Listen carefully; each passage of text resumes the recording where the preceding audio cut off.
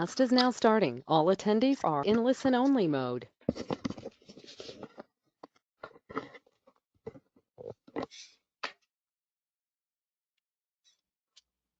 Hello, everyone. We're going to get started in just a minute.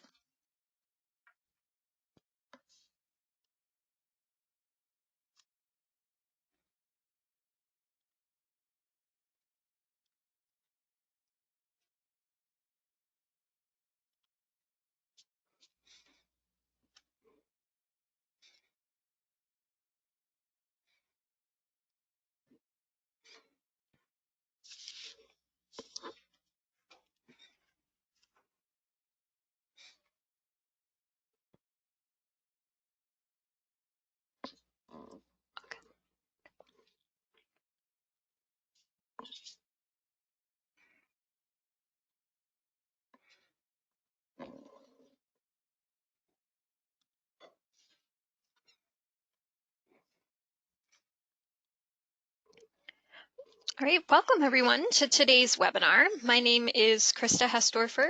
I serve as a child nutrition program specialist at Hunger Solutions New York, and I will be facilitating our time together today. We are thrilled and so grateful that so many of you are able to join us today and that you're working to expand access to summer meals in your communities. Because there are so many of us on the line, we're going to go ahead and keep the lines muted to avoid any background noise. We will be taking questions at the end of the webinar using the chat box on the right side of your screen. So please feel free to type in your questions at any point, and we'll go through as many as we can at the end and follow up on anything we don't get to. This webinar will be recorded and shared with all registrants along with the slide deck, so you'll have access to any linked resources. And we certainly encourage and appreciate if you can share those resources with others. I'm very pleased to be presenting alongside a really wonderful panel of speakers today. To give you some sense of our agenda, I'll get things started with a status check, if you will, on food insecurity in our state and the current reach and gaps in access to summer meals and other federal nutrition assistance programs. Then Michelle Crawford from New York State Education Department will go through some of the nuts and bolts of how summer meals work, from eligibility to site requirements and who to contact if you're ready to get involved. And finally, you'll hear from 3 sponsors who have made summer meals a success in their communities. Patrick Doyle will share his experience sponsoring summer meals at the Boys and Girls Clubs of the Capital area. Then Mary Jane Matthewson will share about the Community Action Planning Council of Jefferson County. And our last speaker, Deborah Donlevy, will hopefully be joining us to share about her work in Middletown. Deborah had an unanticipated but very important professional obligation come up, so while she may be able to hop on in time, if she can't, we might be able to hear from another member of their food services department, or we may get you that information in another way. We hope that you leave this webinar with a better understanding of the basics of summer meals and how you can get involved in a variety of meaningful ways to ensure more of our state's children are well-fed year-round. I do want to note that I took a look through our registrant list, and we have a really broad range of experience in the audience today. Some of you are experienced sponsors who may be looking to expand your service, while others are brand new to summer meals and may be looking for information about outreach or becoming sites for this summer. So while some of the introductory information that we cover may be review for those of you with experience, we hope that everybody will leave with some new ideas and perhaps a refresher on some of the basics that might be helpful as you recruit new sites and partners. So as I mentioned, I'd like to start off with some background and context on the crucial role that summer meals serve and how we're doing thus far in reaching low-income kids with summer meals. And then because summer meals is part of a larger suite of programs, many of which schools and community-based organizations can help promote, I'd be remiss if I didn't share just a quick overview of some other underutilized programs that are available to ensure kids and families have access to nutrition year-round. But before I go further, I should briefly introduce Hunger Solutions New York. We are a statewide nonprofit anti-hunger organization. We raise awareness of hunger in our communities and work to increase participation in the federal nutrition assistance programs that address hunger. We provide information, resources, and technical assistance to community-based organizations and schools, and many other groups that are committed to ending hunger. We also manage some outreach programs to provide direct client assistance at the local level, and we advocate for policies that contribute to ending hunger. We do this work because, as many of you may be well aware, a lot of people in our state are struggling with hunger. Several measures help us understand the scope of hunger, including metrics of food insecurity, food hardship, and the meal gap. According to USDA's most recent food security report, 13.9% of U.S. households with children experienced low or very low food security over the preceding 12 months, meaning at least some people in those households experienced disrupted eating patterns or reduced food intake, or needed to use a variety of coping strategies to obtain enough food. The Food Research and Action Center's Food Hardship Report lets us take a closer look at households with children in New York specifically, showing that 18.6% of those households experienced food hardship, or not having enough money to buy the food their families needed. And Feeding America's Map the Meal Gap shows a similar figure for New York, with 17.6% of children experiencing food insecurity. So no matter what measure you look at, it's clear many New Yorkers are coping with hunger, including about 1 in 6 of our children. And here you can see even more clearly that families with children are especially hard hit by hunger. For each of these metrics, the blue bar represents the rate of food insecurity or food hardship among all households, and the orange bar shows households with children. Unsurprisingly, experiencing food insecurity is associated with a range of negative health and academic outcomes for kids and teenagers, including higher risks of certain mental and physical health conditions, developmental delays, and poor school readiness and academic performance. Coping with food insecurity in the summer months can also contribute to summer learning loss. There's a significant body of research showing a variety of other ways food insecurity affects children's health and well-being. If that's something you're interested in learning more about, please reach out and I can share some research briefs that get into more detail than we can cover in today's webinar.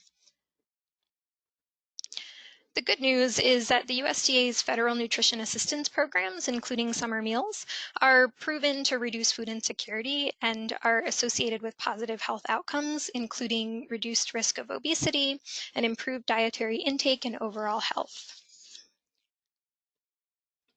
And the other good news is that summer meals are reaching hundreds of thousands of kids in New York.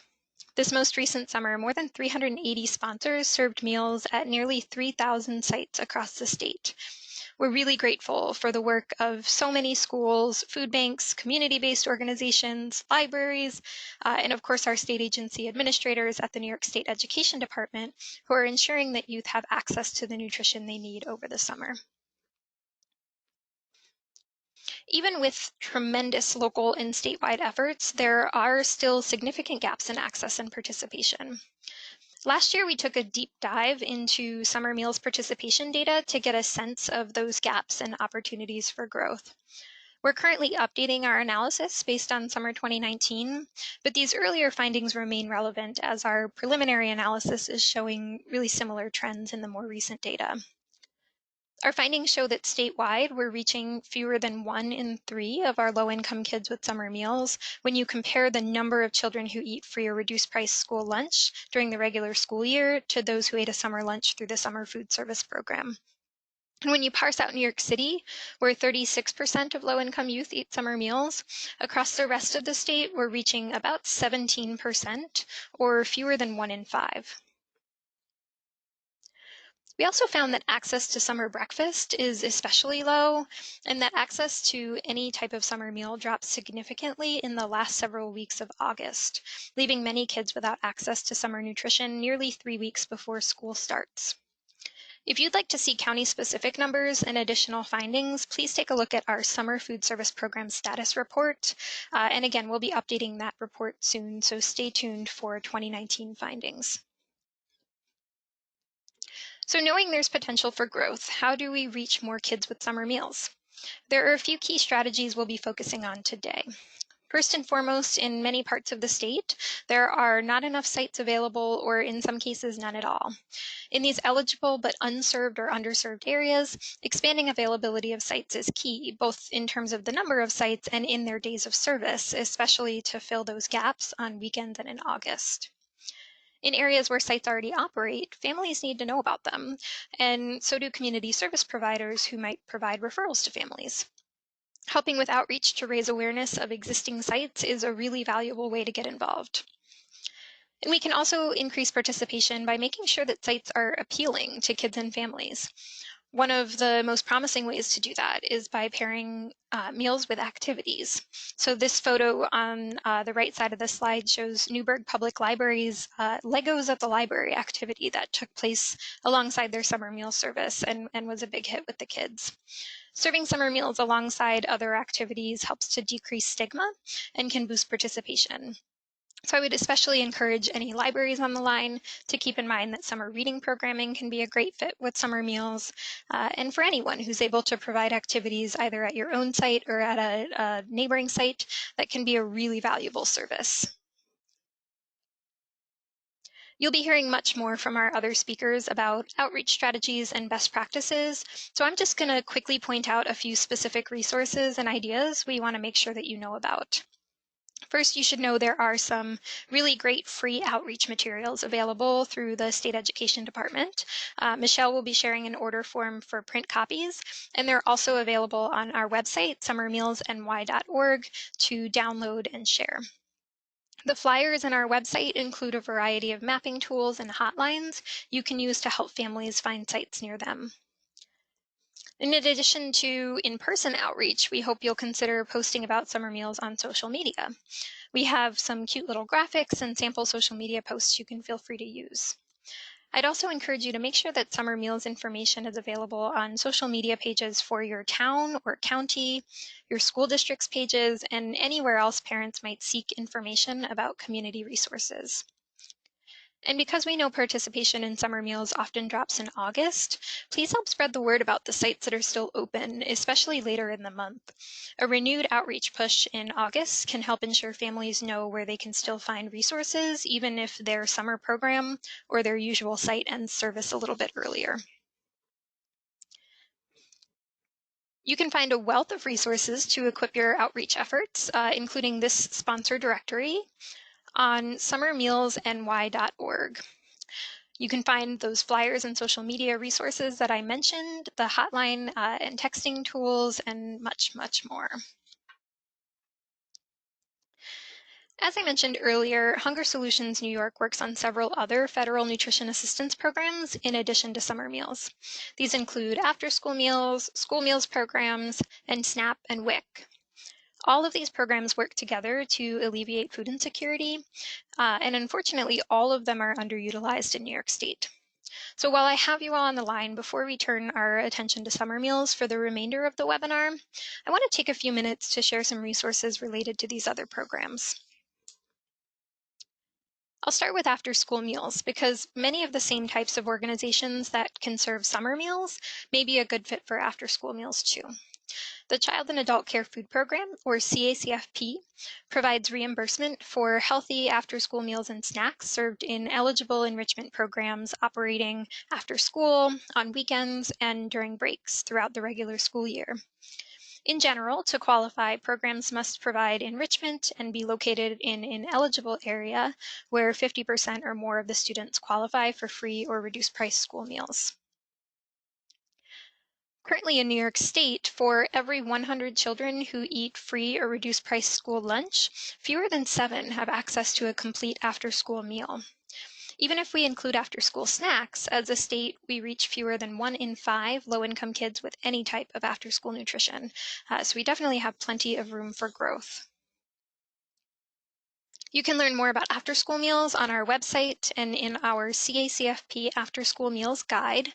I'm also more than happy to talk through the program one-on-one with anybody who might be interested. And on this slide, I also included some examples of outreach resources for child care providers because CACFP serves early care settings as well.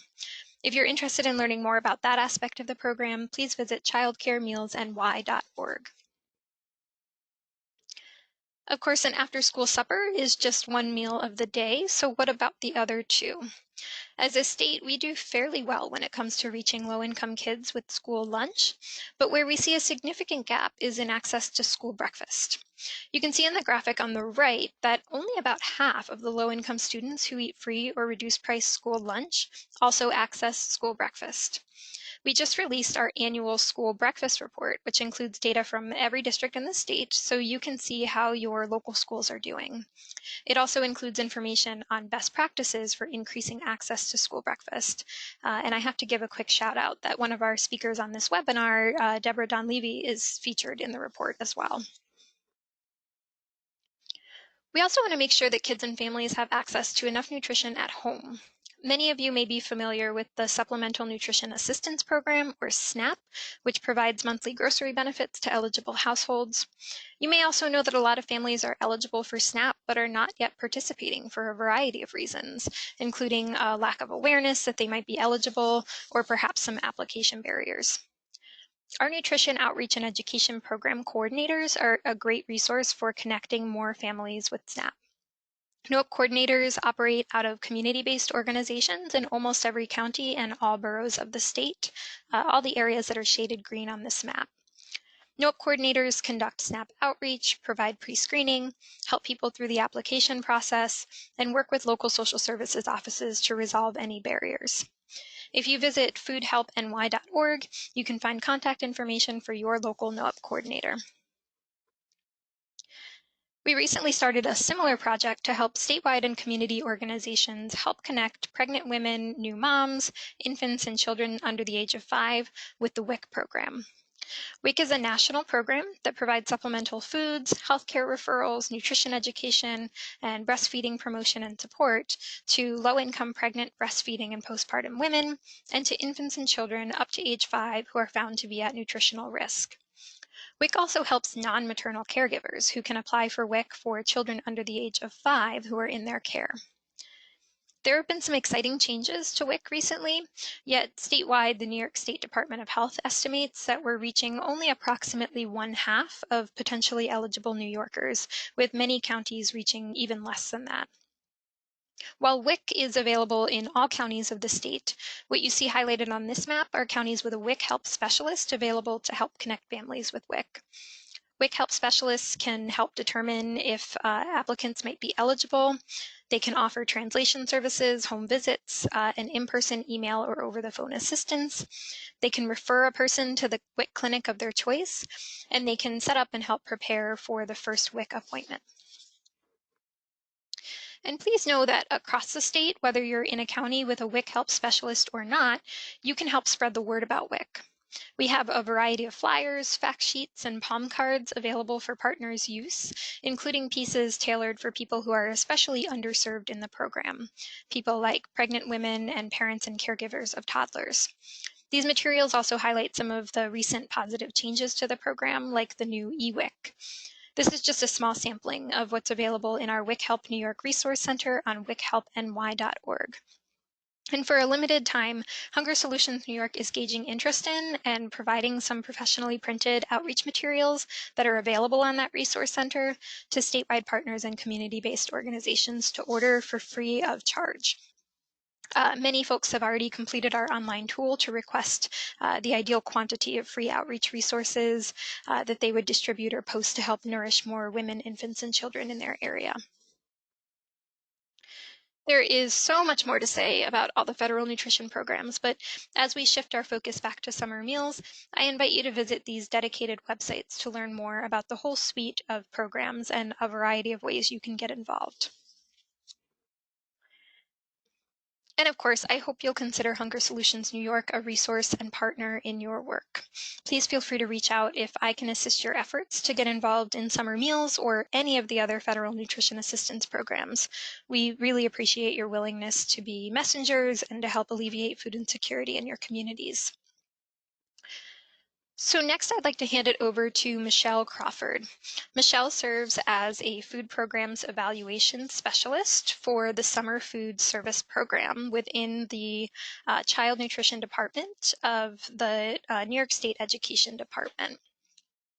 Michelle has worked for over 13 years in community nutrition, serving as part of the Summer Food Service Program outreach team at the State Education Department, where I can personally attest her work has been instrumental in increasing access to summer meals throughout the state.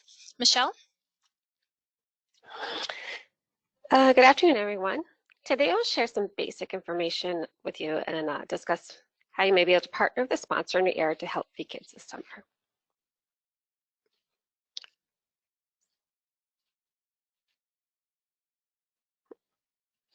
So what is the Summer Food Service Program? It is a federally funded program. It provides free nutritious meals to low-income children 18 years and old and younger when school is not in session.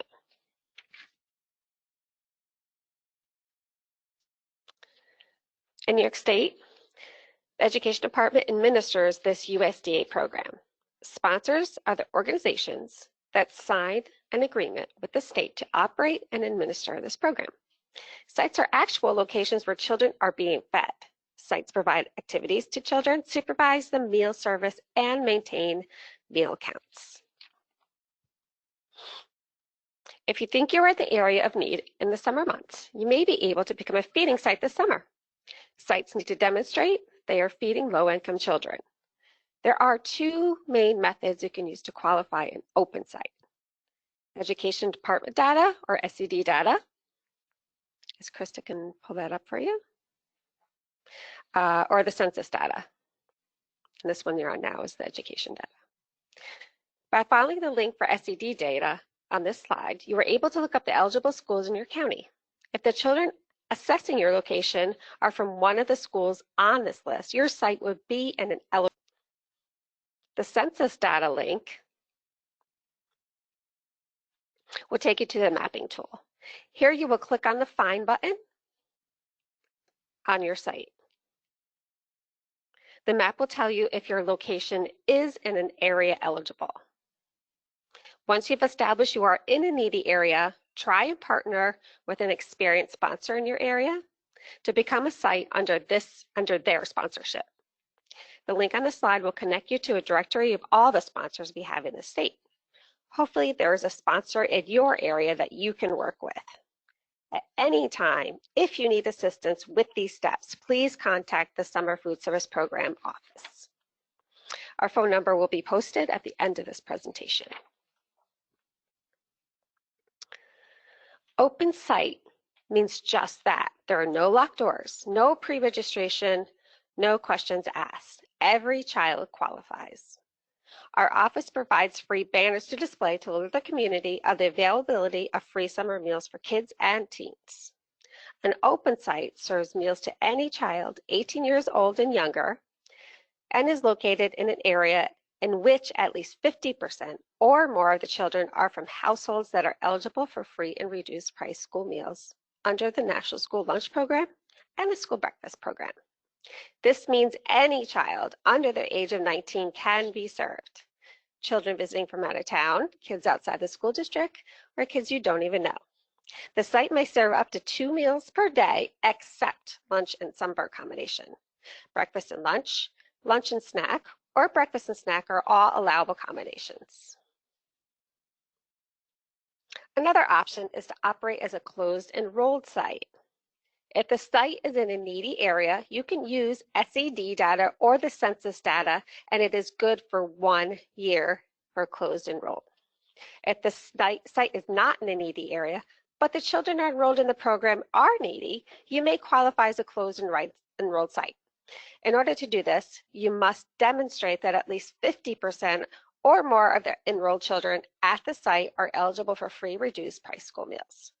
You may ask a school to certify your roster of kids or collect household income applications from the families.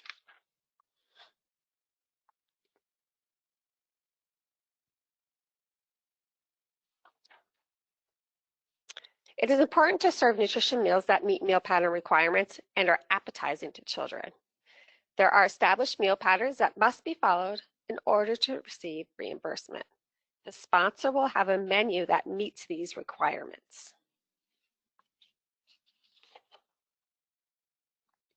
As a feeding site, There are some key responsibilities, including but not limited to the following. Ensure all children receive a complete meal, meaning the meal contains all the required food components in order to be claimed for reimbursement. Serve only one complete meal per child. Provide an organized and supervised meal service. Meals must be consumed on site in order to be eligible for reimbursement. Meals are not allowed to be taken off the site. An accurate meal count must be taken and maintained.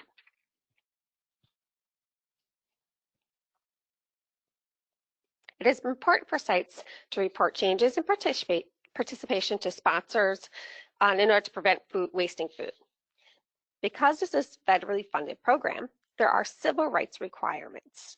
For example, the sponsor will provide a poster to display at your site. All children attending must have an equal access and be provided the same meal. Site staff must follow food safety regulations for serving food. Sponsors are responsible for training staff on site before the program begins. There is a written guide for site supervisors that you can view by using the link here or by requesting a copy from our office. And here's the site supervisor's guide, what it looks like. You can either just view it on your computer, or if you'd like to print it out, it should be available to do that also.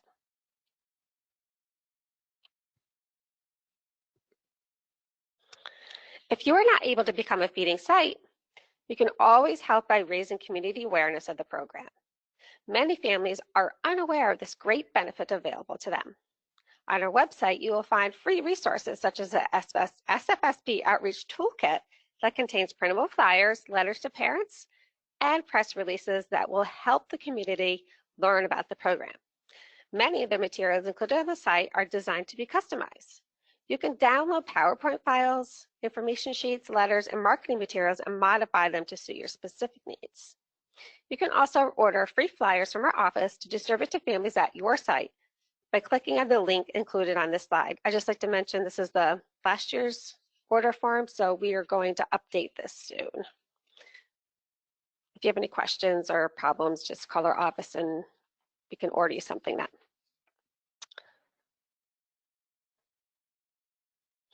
There are many methods that can be used to locate open feeding sites in the summer. Your staff can use these methods to help connect families with food this summer. The USDA has a site mapper tool that will have all the sites uploaded to the map. Families can call 211 or 311 if they are in New York City. There is a texting option where you would text the word food or comida or 877-877 or summer meals to 97779 to receive a text back with the closest open site. The National Hunger Hotline also has an open site data with a separate number for Spanish-speaking individuals. Please keep in mind, there are not currently any open SFSP sites, so you will need to wait until the end of June to access open site data. Thank you for your interest in the Summer Food Service Program. If you have any questions or concerns, regarding the program, please contact our office, 518-486-1086.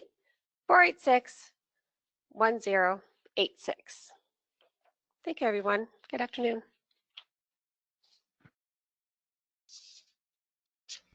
Thank you so much, Michelle. Next, we'll hear from Patrick Doyle. Patrick is the Chief Operations Officer of the Boys and Girls Clubs of the Capital Area, an experienced CACFP and SFSP sponsor. Under Patrick's leadership, the Boys and Girls Club has expanded their summer meals service to reach not only their own programs, but others throughout the community. The club acts as a sponsor to these other programs, delivering breakfast, lunch, and snacks to program sites in neighboring schools, youth centers, and housing communities. In addition to summer meals, this approach has been instrumental in expanding access to after-school meals in Troy and surrounding areas. Because of that success, this year Patrick was named as a National No Kid Hungry After School Meals Champion.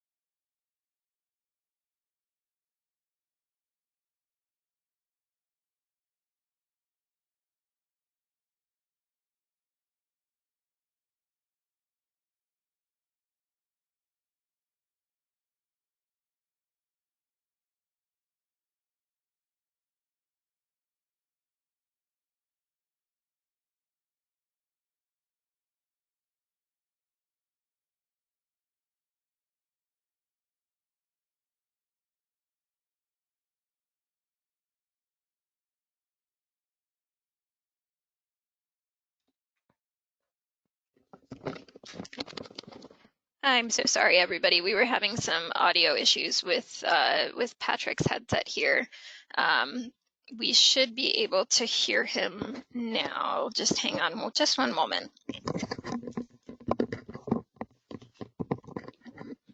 Oops. Thank you, Krista. All right, we're good now. All right, again, my name is Patrick Doyle. I'm the Chief Operations Officer for Boys and Girls Club of the Capital area. My journey started about 20 years ago in Boys and Girls Club when I realized that kids needed positive programs to enhance their quality of life. And one of the most positive programs that we could actually introduce is a food service program.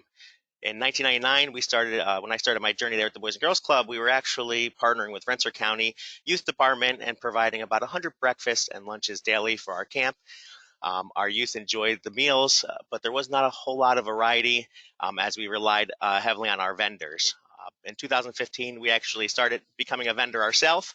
That way we were in control of our quality of the meal, but also letting the kids kind of express what they liked and didn't like and put it on the table. In 2016, we started to vend to one other site, and it was the Albany Boys and Girls Club. And we fast forward now to 2019, we served around 30,000 between breakfast and lunches, compared to about 5,000 when we started our vending journey. We increased our meal service to our community about 25,000 meals in 4 years. Our youth now enjoy a variety of meals throughout the summer, and we actually enjoy this because, like I said, we want to use quality food and something that the kids would enjoy for years to come.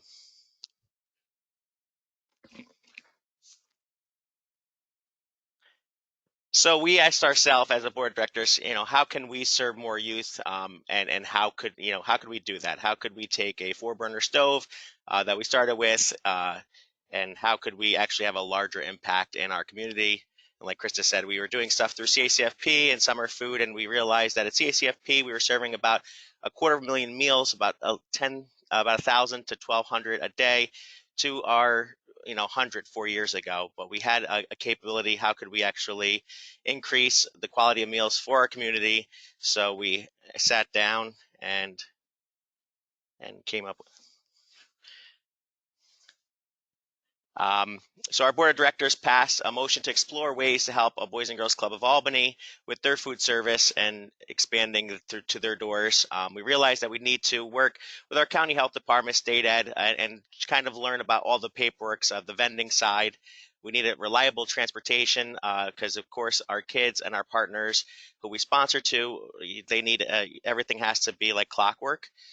We needed new coolers and Cambros to assure all proper temperatures, and we needed larger space. As we were using a 4-burner stove to start our food service, we actually expanded into about a 2,500 square foot commercial kitchen.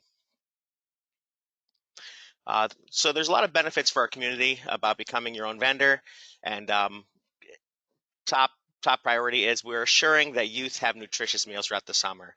Like Krista mentioned before, we're reaching about 1 out of every 5 kids that qualify during the summer months compared to during the school year.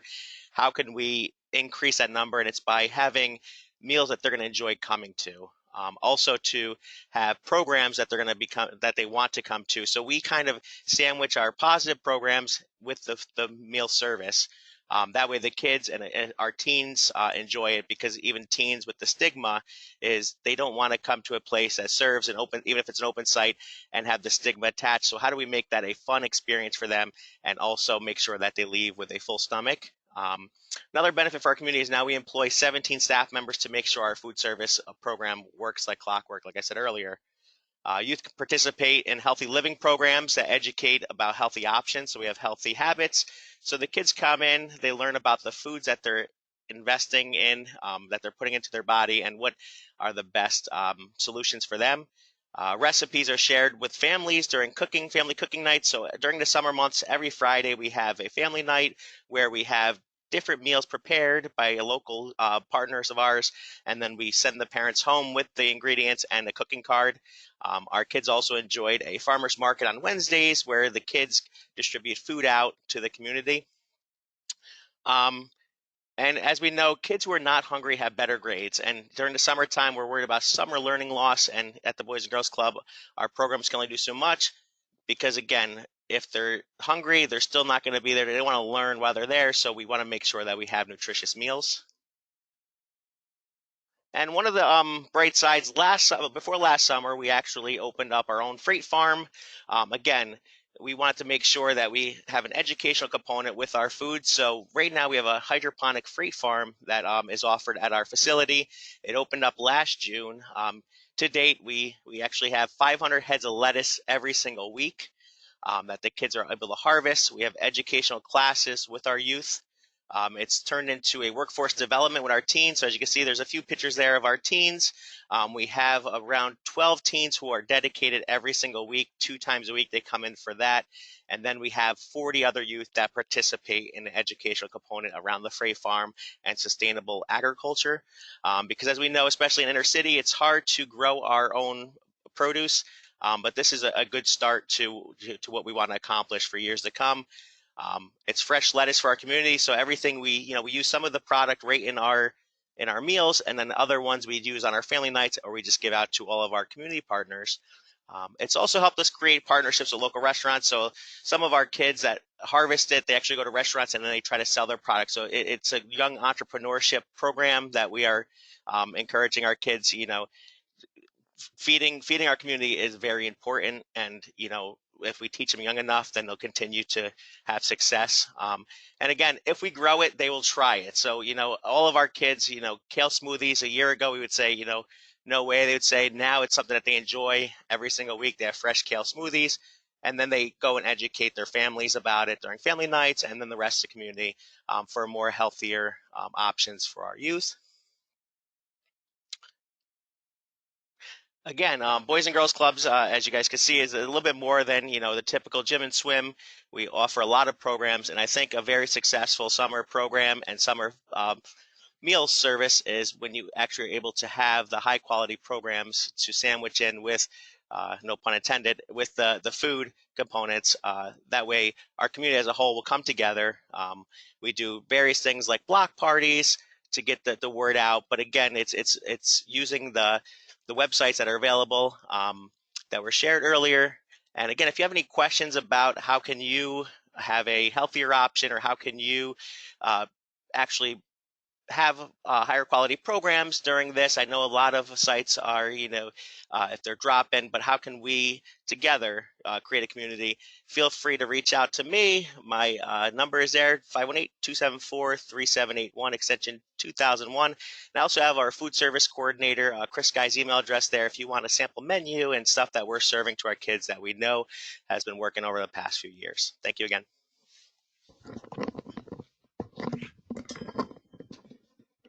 Thank you so much, Patrick. Next, we'll hear from Mary Jane Mathewson from the Community Action Planning Council of Jefferson County. When starting with the agency in 2008, one of Mary Jane's major projects was the Summer Food Service Program. Over the years, she has increased participation by working with community partners to expand site locations.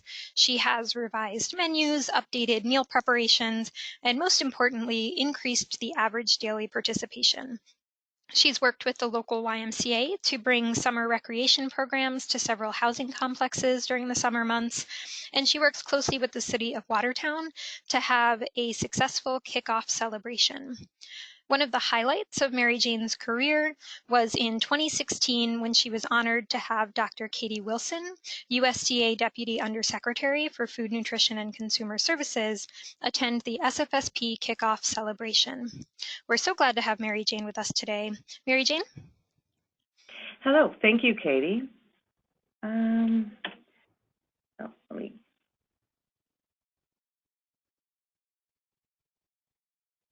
Let's see. Okay, sorry about that. Going the wrong way. Okay, thank you, everybody. Yes, so I have been with Community Action for 12 years, but before working for Community Action, I did work for the Watertown City School District.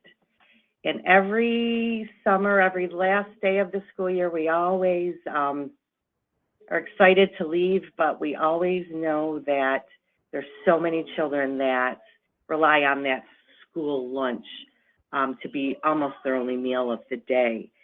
So when I started with the agency, I was so excited to see individuals that were at my school that I knew needed that lunch showed up at one of the sites for the summer food. So that was just such a wonderful thing to see. So with our agency, you know, we've been a sponsor for over 30 years, and we've seen a lot of changes to many things to increase our daily participation. All of the sites under our sponsorship are open sites. We, right here at the agency, pack, prepare, and deliver all of the meals. They are all cold, so coolers are sent out with ice blocks to making sure all the temperatures are good. There are some sites that get multiple coolers because there are so many children that eat at that site. Over the years, we have looked at revising the menus. You know, what do the kids like? We reach out to the sites and say, okay, what do the children like? Because we don't want to serve them something they're not going to eat, because that defeats the purpose. So the past couple of years, we were looking at, okay, what can we do differently? You know, let's try to get away from the same, you know, the sandwiches. We found that the children love wraps, so we tried to incorporate more wraps. And one of the things that we tried 3 years ago that I'm thinking, oh, this may be a hit or miss, but it was a success. We do chef salads. A lot of the children love those chef salads, so we continue to do that. And just continue to talk to the sites. You know, what are the children saying? What do they like? What do they don't want? Color is huge. Try all different colored vegetables and fruits. So that's the key. If we provide them with the foods that they love, they will keep coming back. So, you know, we hear about partnerships. Partnerships. They are huge to reach out to open sites. So some of the partners that we've worked with, we are in apartment complexes. We've had, past few years, we've had up to 5 libraries participate in the summer food program. All of our local parks and recs participate with the program. We are in churches. We are in the YMCA, and like Krista had said earlier in my bio, our local YMCA received a grant that partnered with us so that the children will have the lunches and to get into those housing complexes. Work with the schools and a couple other nonprofit organizations that we do work with, that we bring lunch to them. Kickoff celebrations. Every year we do a kickoff celebration, and for the past, I'm going to say 4 years, our kickoff celebration was at the Flower Memorial Library. We're right out front of the library as the farmers market. So we look at where can we have the kickoff celebration where we are going to reach so many people and get our message out. Just that one day event, we serve over 200 kids at the kickoff celebration. We have multiple partners that do come to celebrate with us, having fun activities for the children and just having a very nutritious lunch. It's a great day. We have so much fun at the kickoffs. And this year, not only are we doing one kickoff, but we are going to do 2 kickoffs in another location. So we're excited about that. Outreach. Now, outreach is huge. I am very fortunate that we have a NOOP coordinator right at our agency. She goes out to all different areas and promotes the summer food program. She goes to the schools. She goes to the housings. She goes wherever she can, travels to spread the word. So very, very fortunate with that. Every summer we make up flyers to send out to all the schools. Not only do we have our sites listed on the flyers, but we also have the sites at the Watertown City School District. So when those flyers go out, people and families know where they can access a meal throughout Jefferson County. We also have a Head Start program here at our agency. So every child at the last day of school will leave with a flyer so that the families know where they can access meals. We work with our local newspaper. Typically, they will come at the kickoff celebration and do a wonderful article. Of course, we utilize social media, Facebook, our agency website, and we do also partner with our local radio station. I have gone on and, announced where the sites are, but we do send out press releases, so all the different media knows what's going on, and they can put it out there for the public.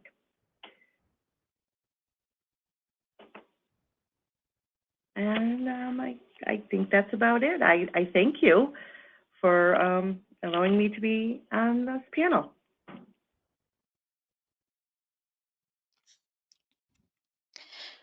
Thank you so much, Mary Jane. Next, we'll be hearing from Deborah Donlevy of Middletown, Enlarged City School District of Middletown. And it does look like Deborah was able to join us, so that's terrific. Deborah is a fourth-generation school lunch lady. She received her associates in liberal arts from Orange County Community College and has attended the WCCC culinary program. She spends much of her time with her family and her six-pack of grandchildren at home in their garden. When she travels, she loves to immerse herself in the local culture and foods. She has many photos of her favorite foods and flowers. Deborah administers the National School Lunch Program, the School Breakfast Program, and the Summer Feeding Program at ECD of Middletown. Recently, the team at ESDM has developed a marketing plan, Middy's Meals on the Move, with pre-fuel and refuel meal programs. While utilizing the community eligibility provision, her team has increased participation and awareness of healthy eating and strives to erase the look and feel of poverty. Deborah? Good afternoon, everyone. Thank you for having us here at this large city school district of Middletown.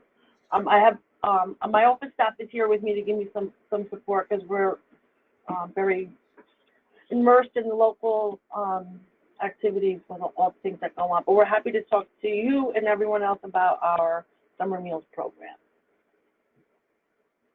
Oh, good, it worked. So today we're going to share with you a little bit about the types of sites that Middy's Meals on the Move sponsors, how we distribute our meals, our outreach, and some of our best practices. The types of sites that we manage an open site, which we serve just our refuel. We have a closed enrolled in a needy area where we serve both our pre-fuel and our refuel, and we have open sites where we serve our pre-fuel and our refuel. So where do we do this? So the last summer we held our open sites in our local parks and recreation, 9 inner city parks and our Maple Hill Annex. Each of those sites is an open site. We distribute unitized meals, we serve refuel, and we have daily delivery and pickup, and each site has a site sponsor. Our Middletown High School is also an open site, which included summer school servicing grades 6 through 12. Our sports and STEM camp, we serve the meals through a traditional service line and kiosk. We serve both pre-fuel and refuel in those locations, and it's our primary production facility, which we'll talk about a little later. Our Presidential Park Elementary School is also an open site, which included grades K through 5. Our at-risk students, summer music camp, summer art camp, summer kindergarten jumpstart program. We had pre-fuel in the classroom, as well as our refuel was served through the traditional service line. We had a partnership with our local YMCA, which actually was a rollover from my experience up in Monticello School District. she heard I was down here in Middletown, so she reached out 2 years ago, and we introduced the YMCA to our roster at that time. It's a community-centered program that reaches about 150 students. We serve both pre-fuel and refuel at that location, and they also receive daily unitized meals. New to our roster last year was our Middletown Police Department. Our police department was began a community outreach program, and during a assistant director, Lauren, tapped into a relationship she had with the Middletown Chief of Police, and we were able to coordinate with them and have meals for them at their sites. Their sites were open sites. All meal components were picked up from our hub at Middletown High School, and our police officers were trained by FNS, as well as Lauren or myself were at each one of these functions. So to recap, we have open our sites that are open, and we're all of our schools and all of our local parks, and we are only closed enrolled in the needy area with our YMCA, because our goal is to have all of our sites is open, but sometimes there's some restrictions. So in this picture, I want to show you our little gray box in there sitting on the bench. That's our toolbox. Inside that toolbox is all of the paperwork, some flyers regarding some of the nice things that go on locally, as well as it has our Justice for All poster. I wish the box was turned around, so it's actually on the other side. But there at the picnic table, you see some of our local children enjoying some meal, and SpongeBob is there. That's what's on our hat there. Oh, SpongeBob. So cute.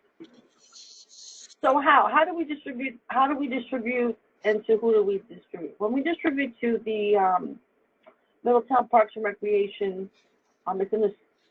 They receive unitized meals with assorted milk, which are assembled at our high school, which means some meals have chocolate milk, some have fat-free, some have 1%.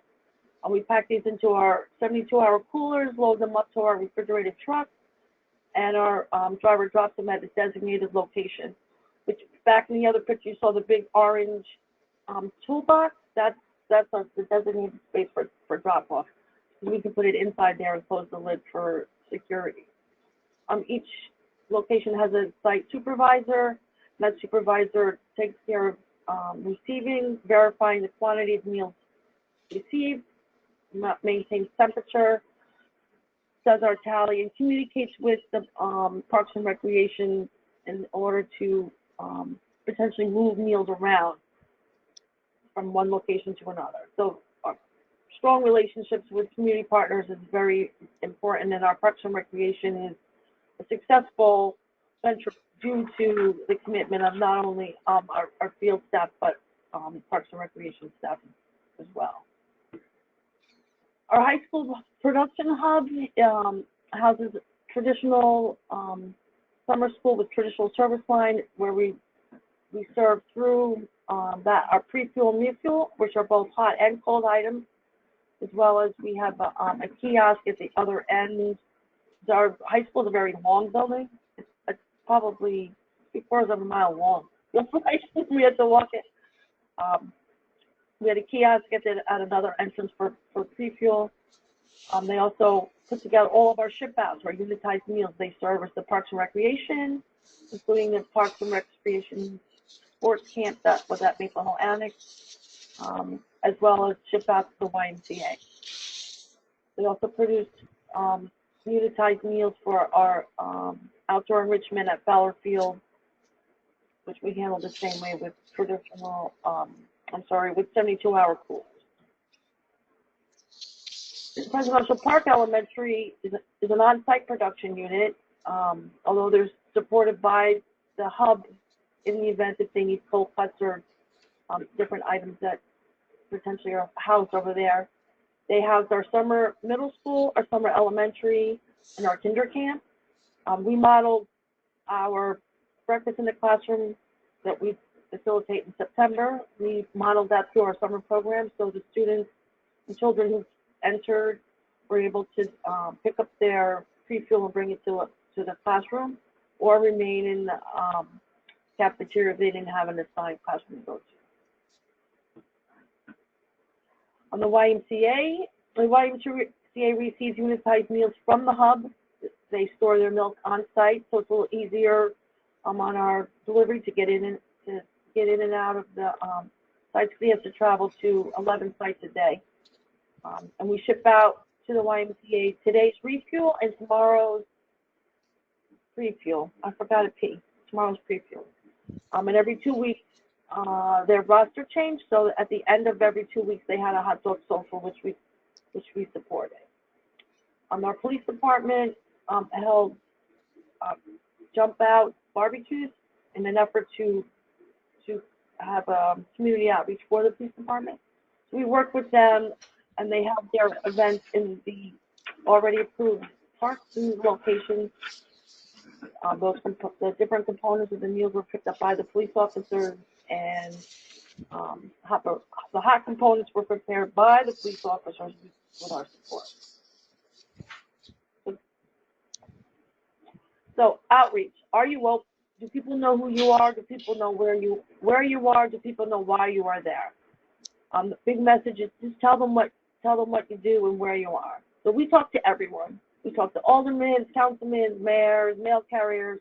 Last night I got my hair done. I spent a half an hour speaking about the great work we're going to be doing this summer and what we've done in the past, and try to create open conversation that perhaps anyone might overhear and be interested in having a spot for us to do a summer meals program. So some of our best practice is that we're very punctual. We start at 6 o'clock. We do our breakfast service to the high school. We send our deliveries out for 9 o'clock. We do a refuel service. We pick up at 1 o'clock. 2 o'clock we come back up on unload, and 2:30 we're ready to punch out and go home. But are we closed? No way. We're always looking. We're always asking. We're always trying to partner, have a conversation with. We'll talk to just about anyone when it comes to trying to get services out to our community. There's another nice, lovely picture over at Trail Park, which is over by our public library. A young lady looks like she's smushing her salami sandwich. So in our unitized meals, which makes it easy for us to produce because we do the same menu items every day that we ship out. We rotate our choices day to day, but we produce the same items for our ship outs. And they contain our grains, our juice, a handheld fruit, different milk choices in a sport kit, and condiments. And that's for both meals look very similar. And so production is easy on our cycle flesh. We were shipping out an average of 1,500 meals a day last summer. Teamwork is always critical. Both of these ladies that work for us here at the high school hub are also members of our September staff. Pat is the supervisor who runs our Maple Hill Annex in September, and she's a diehard Feed the Kids fan, so she's always up and ready to help out. So last summer, in 44 days, we serviced nine local parks, 3 clubs, 7 sports teams, 21 team members, 50, that would have been nice, 5 camper programs, and we delivered 67,000 miles. So in our future, on that one. Wow, I put a lot of animation in that one. So what's in the future for Minnie's Meals on the Move? You'll be able to identify us quickly as this summer that our truck should be out, all dressed up and ready to have a good time. So we'll be advertising everywhere we go, not only just throughout the summer, but all 12 months of the year, because this is our food truck for our school lunch program. And we bought ourselves some new some marketing stuff to help encourage people to know who we are, where we are, and what we're doing.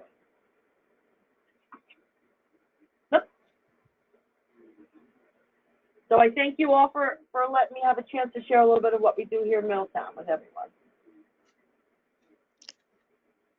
Thank you so much, Deborah.